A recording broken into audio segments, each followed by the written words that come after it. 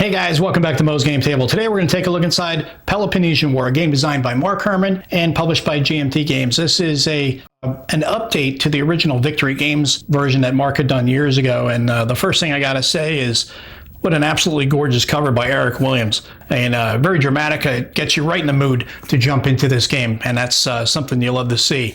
Nice big box from GMT. We'll take a look and see what you get inside the box, what the changes are. It says here, what was old is new again. Peloponnesian War was originally published by Victory Games. This enhanced version of a unique solitaire design that was a pioneer in this genre. The new version features an entire graphics makeover with new scenarios for both solitaire and two-player. Most current solitaire systems today have the player take one side for the entire game. This pits the player against a random solitaire system, even the best of which have some difficulty giving you the same challenge as playing against a human opponent. In Peloponnesian War, you get to play both sides, pitting yourself against the best that you can offer. If the game system is winning, the player is forced to continue with the losing side. Success, on the other hand, will eventually force the player to change sides and recover the losing side's fortunes. The duration of the war and the player's performance determine victory. In this manner, the player competes against himself in the classic tradition of a Greek tragedy.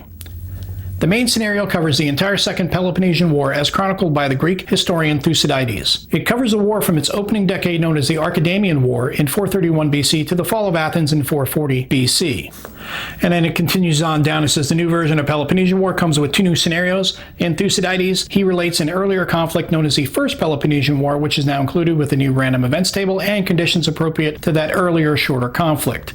And then you get a bonus two-player Fall of Sparta scenario, allows you to experience the events after Athens surrendered in 404 BC. This allows Peloponnesian War to tell the story from 460 to 362 BC for the first time in one game system.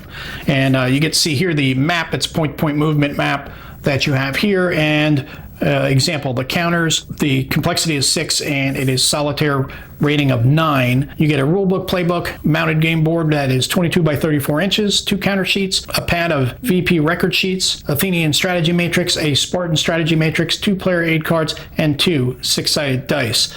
And that is a look at the back of the box. Let's take a look inside and see what you get.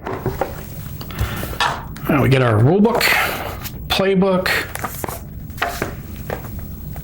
movement tables, or player aids, I should say, our pad of sheets, counter sheets, and our map. So let's set up the map and we'll take a closer look at the game. And here's the map for Peloponnesian War. Beautifully done mounted map, as we've come to expect from GMT, with great art. And all of these spaces that you have here are pretty easy to read. Obviously, it's going to take a little bit of time for me, I know, because I'm not as familiar with the ancients as other gamers are. So it's going to take a little while for me to hunt for some of these locations. But the spaces here, there is a key over on the right-hand side. These square spaces are land spaces. The triangle spaces are coastal spaces, and these circle spaces are island spaces. And that's important because each space can only have certain types of units in it, so you want to be paying attention to that, especially the first time you play. And then the game turn track is over on the right-hand side. I like this nice little detail for Mount Olympus, the big giant ring of fire there, pretty cool. And then you have a blow up here down here for Sicily. It points over here to like a big blown up map for the part of the game that you're going to be doing here. And then you have your victory points track on the left-hand side of the map. That is a look at the map that comes with the game. Now we'll take a look at the counters that come with the game. These are all pre-rounded, so you don't have to worry about spending time clipping them after you get them punched out. You've got siege counters, Theban forces here, Persian forces. You've got some admin counters for your treasuries for the different, both sides, ravage markers, some more admin counters down here. Then we get into the units. Green units are the Athenians, and the Spartans are the red. Thebans are the blue, and Persians are the yellow down here along the bottom. Then you have some markers for triremes for both sides. And these are the leaders for the Athenians and the Spartans. You'll be drawing those from a cup during the political phase of the turn. We've got a couple of strategy matrices, which are pretty awesome. These are just as thick as these counter sheets, if not maybe a tick thicker, but really nice because they're not gonna take any damage. And you've got your Athenian and Spartan strategy matrix that you'll be using as you're playing the game for the other side, for the non-player side. We have our victory point record sheet, then you have a pad of those. Then we've got our player aids here that gives you the game turn sequence, operations cost, passing, ravaging, the zones of influence, interception, skirmish, naval battle resolution. On the other side, you're going to have land battle resolution, null battle, siege resolutions, and rebellion expansion, Helot Rebellion, revenue, strength point construction, bellicosity adjustment, surrender, and armistice of peace of Nicias. Post-combat movement table for each nationality is going to have their own based on unit. You're going to have Athenian ally, Spartan ally for hoplites, cavalry, and naval, and how these are all handled. And on the back, you have the event table. You roll a 2 dice and you roll 2 through 12. You get these different types of events. But that is a look at the player cards. All right, so let's take a look inside the rulebook for Peloponnesian War. It is a 24-page rulebook, but the rules themselves end on page 21. Last few pages are inventory credits and the Peloponnesian Gazetteer, and the rules themselves start on about page 8, because before that is all the game components, game overview, the campaign setup, and then how you determine victory, which starts on page 8. But you see here it gives you the explanation of the components, which we've already looked at, and explains the different spaces.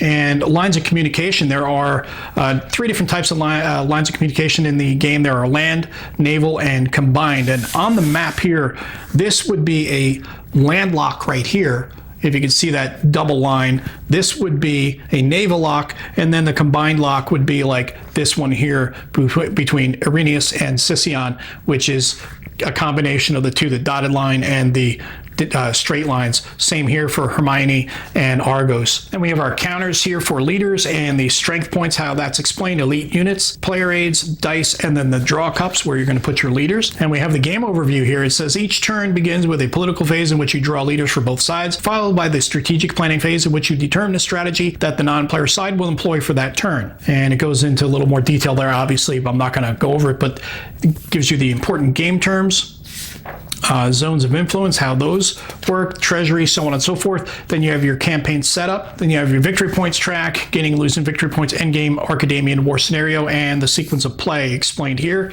Political phase, strategic planning phase, confidence reset, operations phase, player side initial operation, building and moving an expedition. Then you have your Corinthian Isthmus, naval transport activation cost. The non-player side initial operation explains how you're going to use the bot in the game. It continues on over here. You get into continuing operations, cause rebellion strategy, neutrals, interception, skirmishes, ravaging, going home, and then your combat phase, siege determination, battle resolution. Then you have determining battle type, conducting an old battle, conducting naval battles, how they're won, check for combined battles, winning a land battle, siege resolution, going home, hostages, your end of combat hostages, leaders in battle, coalition neutrals, post-combat movement, and then you have your rebellion expansion phase. Then you have your administrative phase where you get your money and you do your construction. Then you have your armistice and surrender phase, surrender determination, and then end of turn.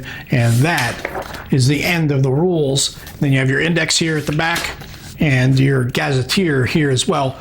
And here's a look at the playbook that comes with Peloponnesian War. It is a nice thick 47-page book. Inside you have your scenarios, 2-player rules, and then an example play on page 16, which is what the rules recommend you start with, is setting up the game and following along with the example of play on page 16. So that way you can get an idea of better understanding how the rules work. Then you have some strategy articles from Mark. The Peloponnesian War, a look at strategy, goes into the background, strategic considerations, all the way through the economics war and the naval war, and then the game is history, explaining game turns 1 through 10 with historical notes on the side. Then it goes into the game as history, giving you game turn 1 through 10, starting off 431 and 429 BC, all the way down to 404, 402 BC for turn 10. And the designer's notes from page 45 to 47 from Mark, as he explains solitaire play, strategy operations, combats and sieges, so on and so forth. You have the fall of Athens, the setup for that scenario, and then you have the event table for the Peloponnesian War. Fall of Sparta, which is a 2-player only game. 2-player rules here starting on page 14. The event table there, and then you have your example of play on page 16. This is, like I said, what they recommend you start with when learning the game. Everything's laid out in a nice linear fashion so you can follow along with illustrated examples, so you get a better grasp of the rules. And that goes to page 24. And then you have the strategies here. Peloponnesian War, look at strategy starting on page 25. Nice Lots of text with some maps laid out so you can follow along, get a better mental picture of what's going on. And then we get the game is history, where it breaks down the chronology of the game turns in a historical format. So you can kind of learn a little bit of history as you play, which is one of the reasons why we play war games, is to get a better understanding and appreciation of history.